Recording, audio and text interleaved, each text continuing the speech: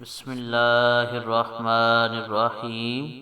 تمام تعریفیں اس کریم رب کی جو تمام جہانوں کا خالق اور مالک ہے اور تمام جہانوں کو بنانے والا اور بہت ہی خوبصورتی کے ساتھ سجانے والا ہے۔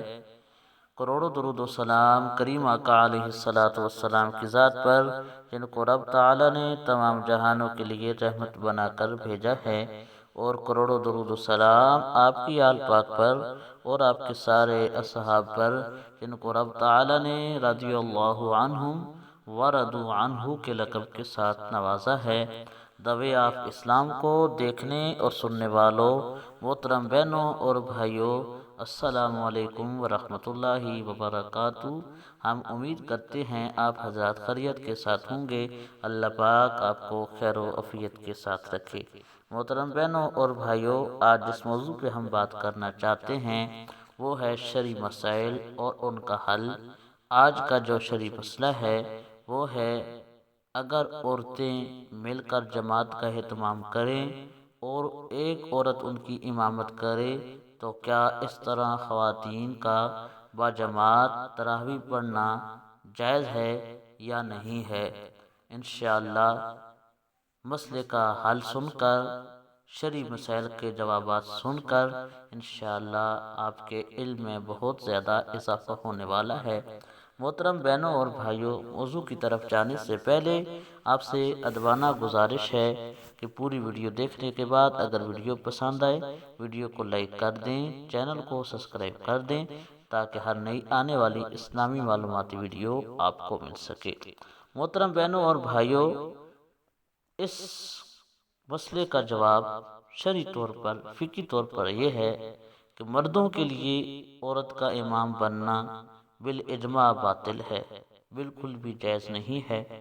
عورت کا عورتوں کی امامت کرنے کے بارے میں یہ ہے کہ امام مالک کے نزدیک جائز نہیں ہے، امام احمد بن حنبل اور امام شافعی کے نزدیک جائز ہے، فقہ حنفی میں مکروہ تحریمی ہے۔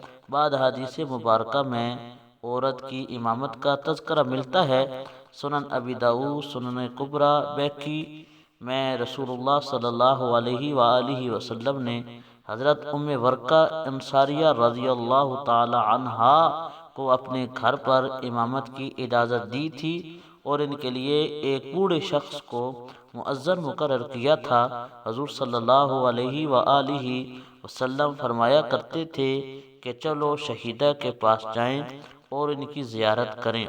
رسول اللہ صلی اللہ علیہ وآلہ وسلم کی یہ بشارت پوری ہوئی اور عہد خلافت فاروقی میں ان کے مدبر غلام اور باندی نے انہیں شہید بھی کر دیا۔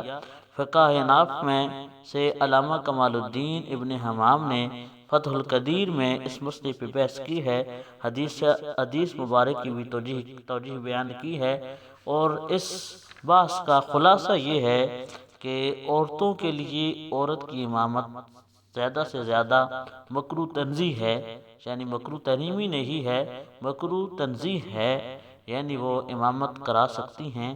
لیکن اگر کہیں ایسا ہو کہ عورتیں عورت کو امام بنا لیں تو امام بننے والی عورت صف کے درمیان میں کھڑی ہوگی، یعنی وہ ان سے آگے نہیں کھڑی ہوگی بلکہ صف کے درمیان میں ہی کھڑی ہو کر وہ امامت کرائے گی۔ اللہ پاک ہمیں ان فقہی مسائل کو سمجھنے کی اور ان پر عمل کرنے کی توفیق عطا فرمائے۔ اللہ پاک ہمارا حامی و ناصر ہو، آمین۔